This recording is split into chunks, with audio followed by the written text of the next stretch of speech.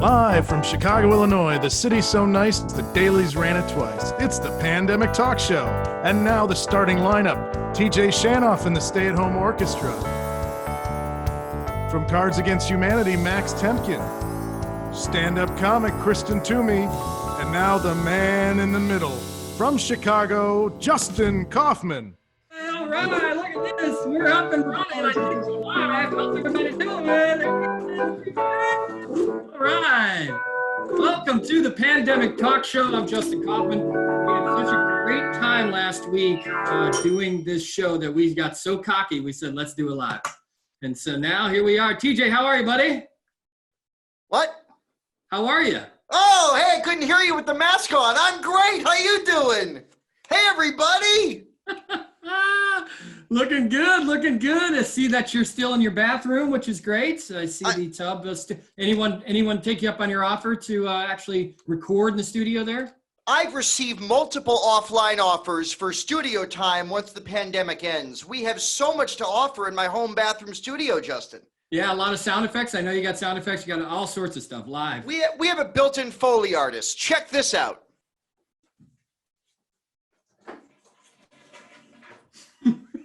You've been flushed, son. It comes with a tagline.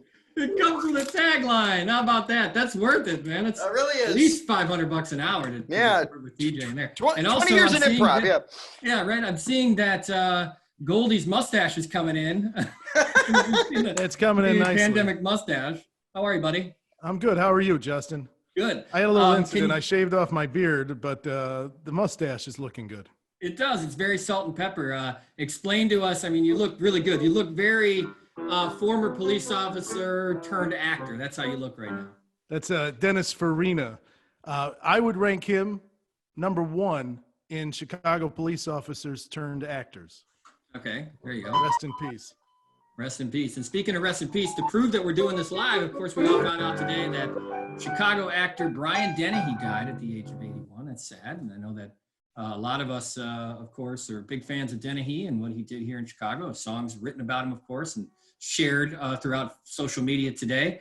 Quick around the horn before we get into the show. Favorite Dennehy movie, Goldie?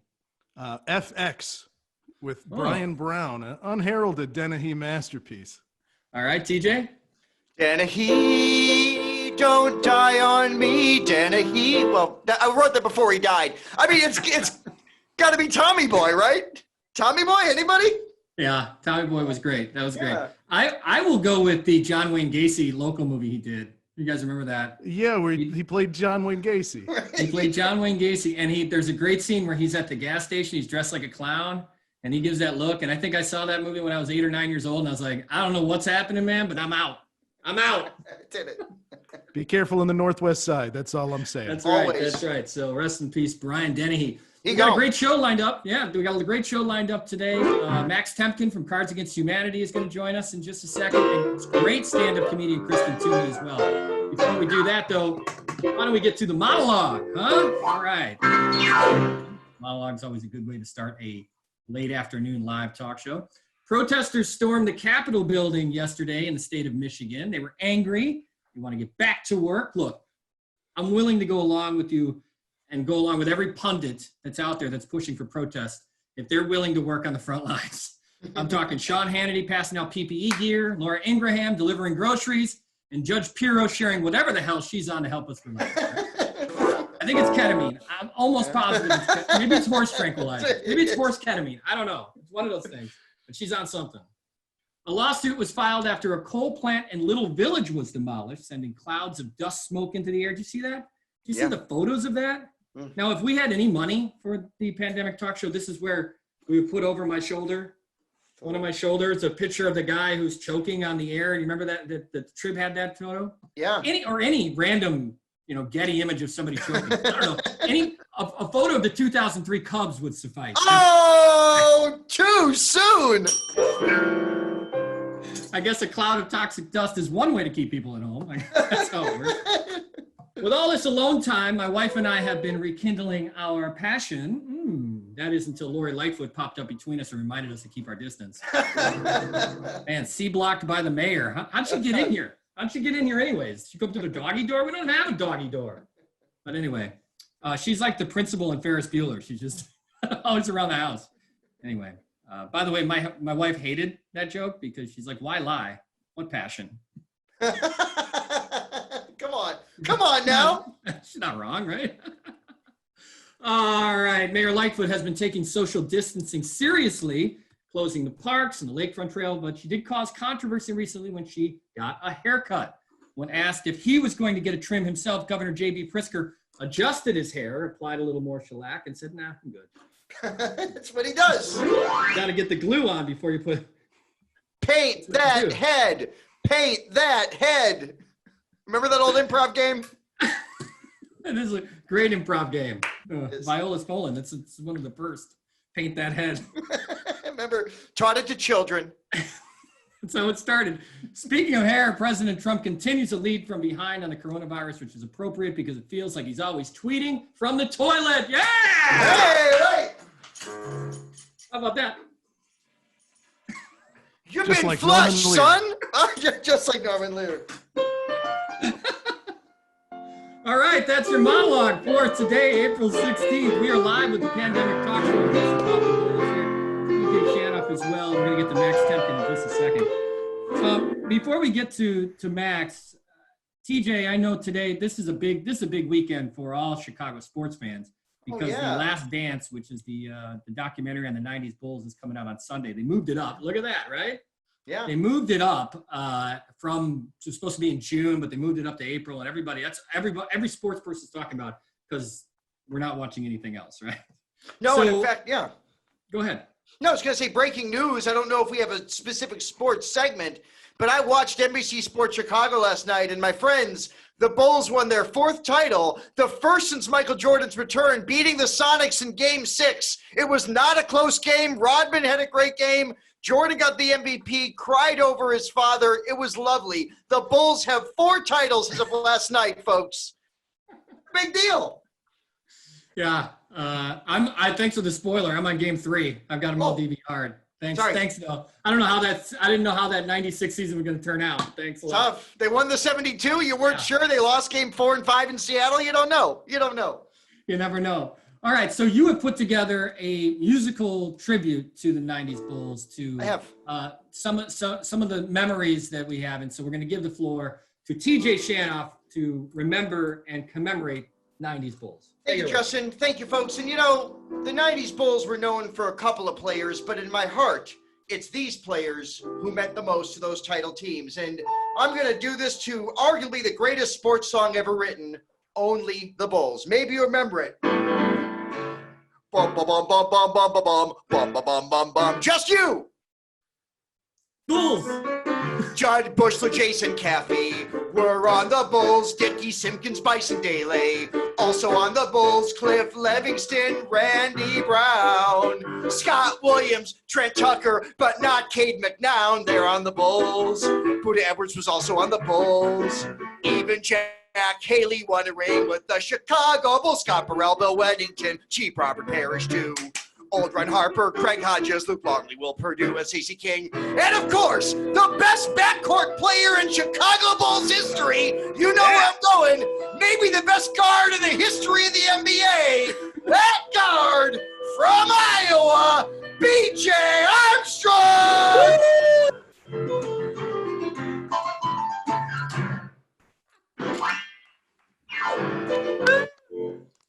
Right. Perfect. Can't believe we live in a world with the unsung Bulls. Right. Can't believe we live in a world without Jack Haley, but Bill Laimbeer is still here. The cruel. Well, I hope they have one episode entirely dedicated to Scottie Pippen Dodge. That's all I care about. I hope that's. Remember that? I remember the sign. Was that on Western? Where was it? Yeah, it's on Western Avenue. Right? Like, I'd like to see that. I hope there's one episode where the voiceover guy's like, and Pippen got in the car dealership. And all the commercials are the Mr. Submarine ad with Scottie Pippen dunking Exactly. himself. There better be Mr. Submarine ads. Take a bite, Scott Goldstein. Mr. Submarine. Had to hear it. Scott's got our first ad of the Pandemic Talk Show, and then we'll get to Max Temkin. I do. Are you wondering how to support unemployed service workers in these hard times? Go to chicagoservicerelief.com, a directory of fundraisers for Chicago bars, venues, restaurants, and other service-based businesses that can use our help during the state-mandated shutdown. Westtown Bakery and Diner at 1916 West Chicago Avenue is partnered with the Lee Initiative Chef Edward Lee Baker's Mark to feed restaurant workers in need, serving meals and groceries from 4 p.m. to 6:30 every day of the week. You can help them out by donating to the Lee Initiative. Those links are in the comments. The 50/50 Sports Bar at 2047 West Division Street is serving meals to anyone in need from 4 p.m. to 6:30 every day except Mondays. No documentation or paperwork required. Just show up and take a free meal if you're in need. This initiative is funded by an anonymous Chicago tech CEO and online donations. Please help the 50/50 feed those in need by donating at givebutter.com, the word 50, the number 50, food. Menu is the same at both locations, and between the two locations, they are feeding more than 800 people a day for free. All right, there you go. Scott Goldstein, nice. That was a nice read, buddy. I'm trying. I'm learning as we go. This is a new job for me. Again, every time I hear your voice, I just think of Farina's mustache. That's. I mean, it's one of the all-time greats. It really It is. It's the mustache. Crime Story on NBC just before Night Ride. They use Runaway, right? Am I They that did. old Del that I remember Shannon. this? They used Del Shannon's Runaway. Speaking of runaways, Speaking of runaways. All right. My next guest is one of the founders of Cards Against Humanity. He is a tremendous leader for an industry. It's ironic that all of the economy seems to be taken, but board games and puzzles are doing well. Ladies and gentlemen, welcome to the Pandemic Talk Show, Max Temkin! What's You, up? man. Good. You guys Good are to see you. very high energy. This is a high energy program. It's Where a are very you? high program. Are you Yeah. in Chicago, buddy? Where are you? Yeah, my my little studio.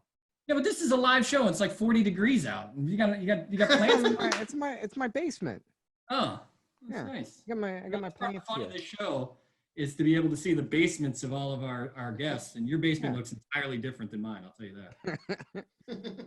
So first off, I was just kind of joking about the idea that many industries, as we know, are having a tough time, of course, with COVID-19.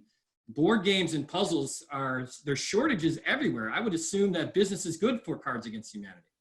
Yeah, it's interesting.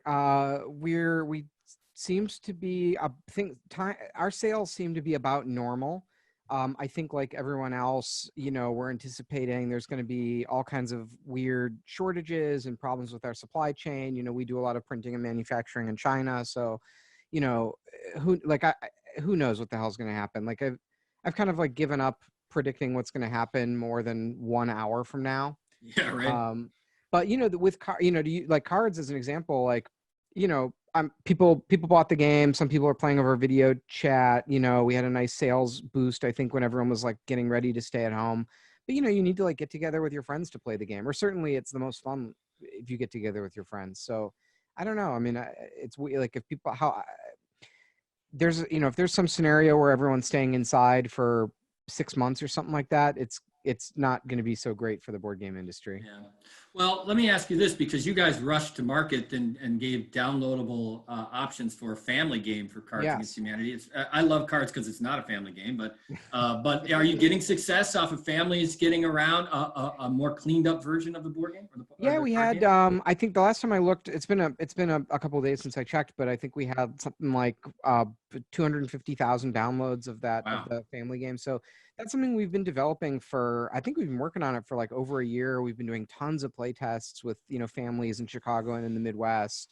And the idea was we were going to try to launch that game in retail later this year, but we realized when everyone got kind of stuck at home and we were seeing posts with all our friends with kids that they were looking for stuff to do, that it would be a pretty good opportunity and maybe the right thing to do to kind of put that out in the world. Now, I know you pretty well, and I know Cards Against Humanity, and I know that with all your success, you guys have thrived off of a collaborative, immersive environment, right? If you go to your card space, it's set up for people to meet, for all your writers and everybody else to be together and sort of bounce ideas off each other. It was just a couple of weeks ago, I saw you on you had the retreat out to LA with the writers. Is it tough to make that transition to not being in person and doing everything by video? Yeah, I mean, I'm not. You know how some people, there's this big thing, especially in like tech companies, where people go like, "Oh, it's not a job, it's a family, and we all love coming to work." Like I've never quite felt that way about cards, and I don't really ask her. Like I don't know. I don't sort of foist that on our employees. Like to me, it's a job, and I'd like people to sort of show up on time and work hard, and then go home and enjoy their lives. And I'm always a little skeptical of that kind of a. This is like cultish to me, right? When people are like, Right. "Oh, we like live at work and we love being here," and it's always it makes me suspicious. But we did like an all hands. Everyone's like working remote, and I'm doing whatever Zoom calls with people. But we did our like an all company meeting, and we were all on Zoom, and we saw each other, and like it was surprised how much I missed everyone. Like it was kind of cool to see everyone, and yeah, I do miss going in every day, and sounds so lame, but I kind of miss going to work. Max, Well- if I may, hashtag cards family. Okay. Max, I would say that makes you less of a shitty boss, because it's usually shitty bosses that are like, "We're family. Now get here on time." I know, right? I need you to work hard. Like, come on, Yeah. man. Yeah, it makes me whenever people give me that line about their workplace, it makes me suspicious. I'm like, what are you guys all? I don't know. It's some sort of weird, like it's some sort of weird cult or something.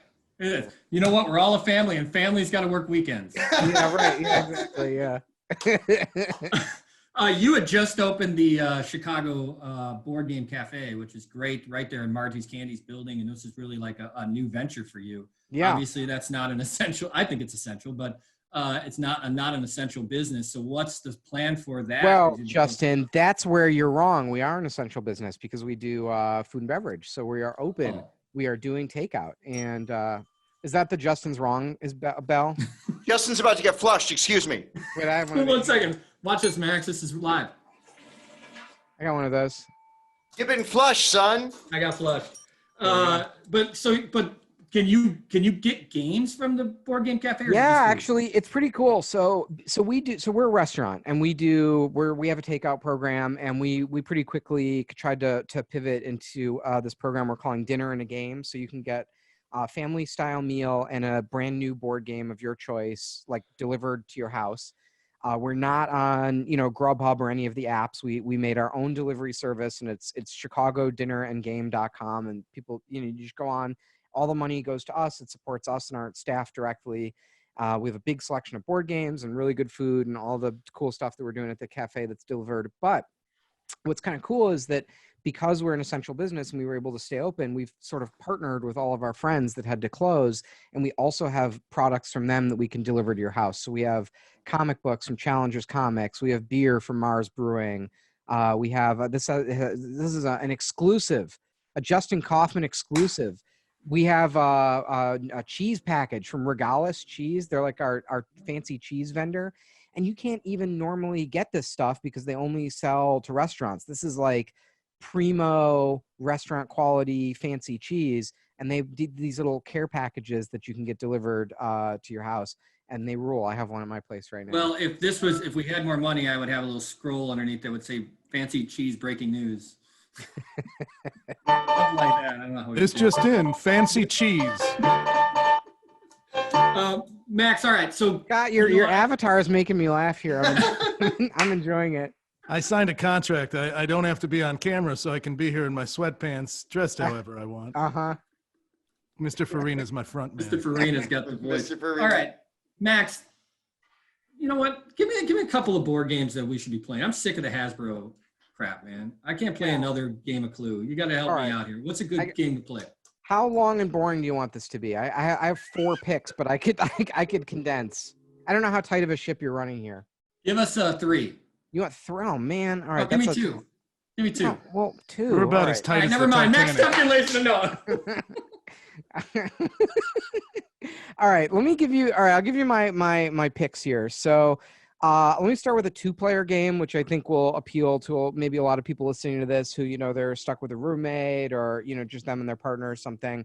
So this is a game that I love called Tack, and it's comes from these books by an author that I love named Patrick Rothfuss. He has this series called The King Killer Chronicles. and it's like a fantasy books like Game of Thrones. And he sort of invented this game that he mentions in the books that they play called Tack, and it's kind of this old ancient chess-like game. And Pat, the author, went to this legendary game designer, James Ernst, and said to James, could you make Tack? Like, could you come up with what this game actually is? And it's got to look old, and it's got to be made out of wood, and it's got to look cool. And James was like, well, what is it? And Pat said, I don't know, but it's like chess. It's been around forever, and it's, it's like a classics, abstract, like strategy game. And James is like, well, how am I supposed to make a game that's like feels like chess that's been around forever? And Pat was like, I don't know, you'll figure it out. And he did. It's so good. It feels like a game that's like 100 years old. It's awesome. Yeah. So it's a 2-player strategy game called Tack, T-A-K. It's again, ChicagoDinnerGame.com. We've got it. All right. And great. then Tack. Okay. And then here's one that's good. That's a good theme. This is for a bigger group, but so there's a game called Pandemic that is it's a cooperative game, and everybody plays the role of a doctor or a scientist, and you all work together to race around the world and stop a virus from destroying civilization. But there's a new pandemic, a new version that came out a few years ago called Pandemic Legacy. And it uses this new thing from this game designer, Rob Davio, and it's called the Legacy System. And the idea is you play with the same group of people over and over. And every time you play, the game changes. So you rip open these envelopes, you put stickers on the board, and every time you play, there's consequences, and the game gets harder, and the story evolves. And so it's meant to be, it's like perfect for being stuck with a group of people, because nice. you can have a campaign of this game, and it grows and evolves as you play it a couple times. Can I be Jared Kushner? Is there a little guy for Jared Kushner that walks around and he just keeps saying, it's fine, States, what's your problem? You can't have our masks. What's the cussing policy on this show? Can we cuss? Yes. Yeah, we're fucked. Dude, yeah. We're so fucked. Yes. Oh, there it is. There it is. We're so fucked. I watch those press conferences, and I'm becoming like black pilled. I'm like losing. I'm like like this country. It's like a failed state. Like we can't test people. Like very rude of you. Scott, did you guys put in for one of those PPP loans? Yes. Do you know anyone who got it? I have heard tell of some who received funds. I know some of the larger restaurant groups did. Right. Yeah, exactly. Chris got $20 million, but Bank of America said that if you didn't have debt or a credit card with them, you didn't qualify through them. I literally haven't heard of like a chef owner getting one of those PPP. No offense, guys, but as long as Trump's hotels are being taken care of, what's the problem? The fuck? All right. Max, always a pleasure. Cards Against Humanity, one of the great board game companies in comedy. Can I share a funny picture? Yeah, let's see it. Wait, hang on. Can I put it in here? I think you can. How do I do that? This has turned into a work meeting. I didn't know we were going to have guests. What will happen? Like, what happens if I share my screen? We don't know. Nothing. We're winning this. Here, I don't know, Mike. I'm going to put it in the chat. Put that on. Let's see if we'll figure that out. All right, Max Temkin. This is a picture of, this is someone who went into the Trump Hotel in DC and they ordered a martini. You know, the classic cocktail known as the martini? Yeah, we've all had one. We know what it's supposed to look like. Gin, a little bit of vermouth. That's the martini. Now, this is not a bit. That's the martini from the Trump Hotel in DC. Wow. Damn. Well, there you go. You learn something new every day. Well, because he sucks. All right, Max, good to see you, buddy. Thanks for being our guest. We appreciate it. Max Temkin on Pandemic Talk Show.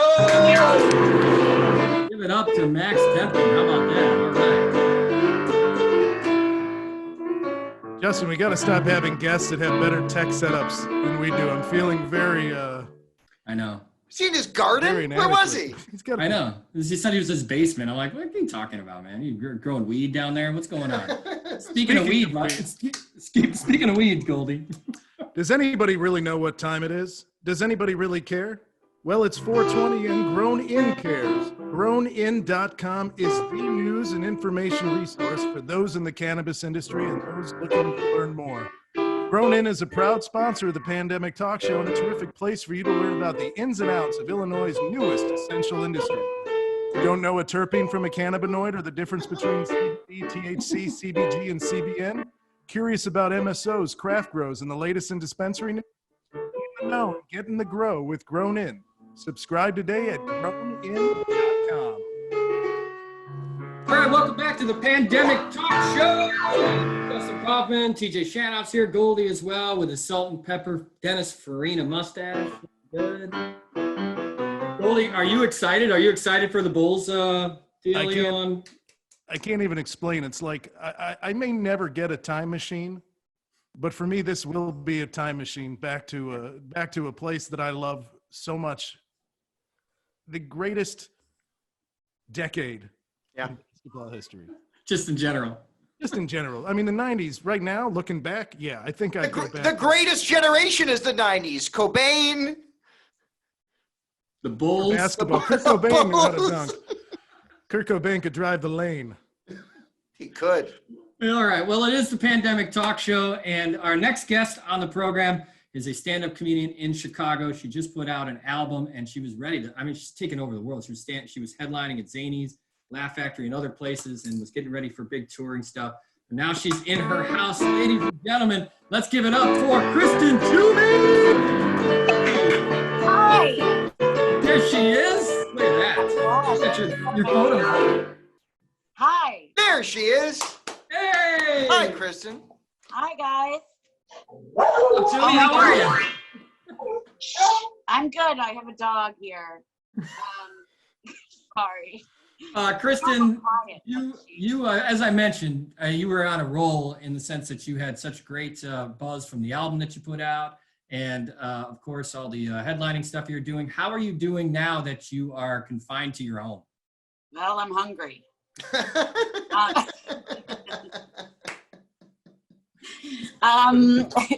Kind of, but I'm trying to stay positive a little bit, but it sucks. This sucks so bad, and it's I keep waiting for it to be a joke, but it's not funny. It's just there's been a lot of stand-up open mics and others that have gone online and tried to do what we're doing here in other places. Do you like that? Do you like doing stand-up in Zoom? No, but I did it last night, and it was not that bad, actually. All right. It wasn't that bad, except there was a guy that had like a pig mask, and he was doing something weird in the Zoom, so I couldn't look at him while I was doing it. That's part of the problem, right? Because the idea is people can come to that Zoom and they join the Zoom, and people are doing, I know that Coles is doing that and some others. Yep. It was Coles last night. Was it Coles you were doing? So yeah, but the audience is there. I mean, they're staring. It's such a different experience than them being in a club. I know they can they can Louis C.K. you. God forbid. Which I was hoping for. I got nothing. You got nothing. A pig mask. Boring. So what do you do as a comedian? What are the options for you? I mean, is it to just, you have to learn you have to rewrite how you do things? You have to kind of program yourself to I have to learn how to read and write. Yes. Gosh, and it's hard. But I don't know what I'm going to do at all. I didn't know I was going to be asked this question. What am I going to do? What am I going to do?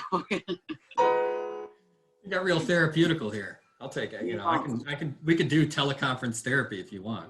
Yeah, that might be needed. I think I might do another Zoom show just because I watched the rest of the open mic, the Coles open mic. They just wrote about it in the Reader, and it was, I was skeptical, but it was nice to hear just people talking in that rhythm and trying things out, and still hearing those like fresh ideas was nice. It's interesting because clubs are thinking about doing that too. You're seeing the Zanies and the places of the world that might be like, okay, we're going to put a Zoom up. We're going to try to do this. How do you feel about that? I mean, do you feel that clubs are going to, at the early part of this, there was talk of that, and you're like, well, make sure you're paying the comics and make sure that everyone's getting money out of this. But how is the relationship in between performers like yourself and club owners? As far as, no one has asked me to come into a club and do that yet. Maybe people think that I wouldn't be into it or something, or it's just not happening. But I don't know. I think it's a little early to just kind of give up on that. I'm kind of hoping that we'll be able to go back to the clubs, and it won't be the same. I do think we'll have, stricter rules about how you sit in places and things like that. I don't think you'll be packed in like a movie theater. 2 mask minimum. Two What? mask minimum. A 2 mask minimum. 2 mask minimum. That's good. So how are you coming up with material when you're sheltered in place? Is it? You're a lot of it's the life that you live. I mean, are they just jokes you're coming up with that are about petting the dog? Well, you know what I've noticed is when you have an imagination and it's a little dark, and then you're alone a lot, it gets weird. And I've noticed I develop a lot of weird theories. I can't watch a video without adding more to it, Right. and I've been watching a lot of live streaming, and I don't understand what is with Brazil and their flag. They love their flag. Have you seen that? On a chat, it'll be like, they always have to say that they're there. It's like they can't believe that they just got a flag. I think they just got it. I don't know. It's very weird. So that's kind of things, just noticing weird things about that, trying to not look at Doom. And that's increasingly hard. When you're trying not to look at Doom all day, there isn't much to look at outside of this room. So that's funny. I don't know. I think we lost Justin. I think Justin's frozen. Well, I depressed Justin so much he killed himself. Great. Oh, well, Let it go. Let it go. What are we doing? Justin. Sorry. Justin needed to reflect for a moment. All right, can you hear me? Everyone back? All right, good. Sorry about that. All right, so my last question for you, Kristen, is for you, you're working on new material. You want to share? You want to workshop some stuff with us? You want to try something? You got any jokes you've been working on? Because we got some comics here. We can tell you if it's good, but we could also you could tell if we're doing all right. I was liking the Brazilian stuff. Let's go. Right. Yeah, the Brazilian. Did you like the Brazilian? Yeah. I heard the Big Brazilian fan. flag up to that point, and then my computer died. Kristen, no one knows comedy like 3 old white improv guys. I know. Thank God you guys are here to mansplain my material today. No, it's good. It's fine. Keep going. Yeah, I don't know. I was thinking I stopped watching porn a couple years ago because one of the gals looked like she didn't want to be there, and it freaked me out. So now I don't watch porn, but I watch Eckhart Tolle, who's kind of like our Yoda. Yeah. And I really am attracted to Eckhart Tolle, but only if I imagine that it's not really him. It's a deep fake. Okay. I like that. It's a deep fake. It's not Eckhart Tolle. Right. And it's actually my NSA agent who follows me everywhere. He's watching it right now, actually. Yeah. And he loves me. It's kind of like a Homeland thing. It's Homeland meets You Got Mail. About time. Perfect. That's perfect. So where can we see once we see how this shakes out, my material's going to change. Yeah, that's true. That's true. Okay, so where do we see you next? You're going to do, you don't have anything set up, but you're going to do Coles again next Wednesday? I might. Well, I don't know because they do book it out, and I don't want to take everybody's spot or anyone else's spot. Not everybody's, but it's 25 people. So, I mean, if give somebody else a chance, but if they ask me, I'll do it. Hey, Kristen, is this the Coles in Bucktown or the one in Skokie? Hey, it's COLES. COLES, not the one with the cash. It's Logan Square, not the Coles Cash. She's right by the Levi's section. She's by the jock Okay. section. Yeah. Yeah. TJ Kristen, hasn't been west of where Damon can they in a find you while. on social media? Oh, I'm at Kristen Toomey, KRISTENTOOMEY. You are the best. You're the best. Kristen I Toomey, love ladies you and so gentlemen. much. You're the Stand-up best. comedian. Yeah, there Thank we go. you. Bye. There we go. How about that? All right. Well, that's going to do it for the Pandemic Talk Show. You can, of course, like and subscribe and do all that kind of stuff to this channel. Our first live, couple of hiccups, like I don't know what happened to my internet, but it's back, so we're good to go. Queued up next, if you want, right in the corner will be that new Lil Uzi Vert video that everybody's been talking about. So that's next if you just want to stay here. Do that. But it's Pandemic Talk Show, Justin Coffin. Bye. We'll see you next week. Same time, same channel.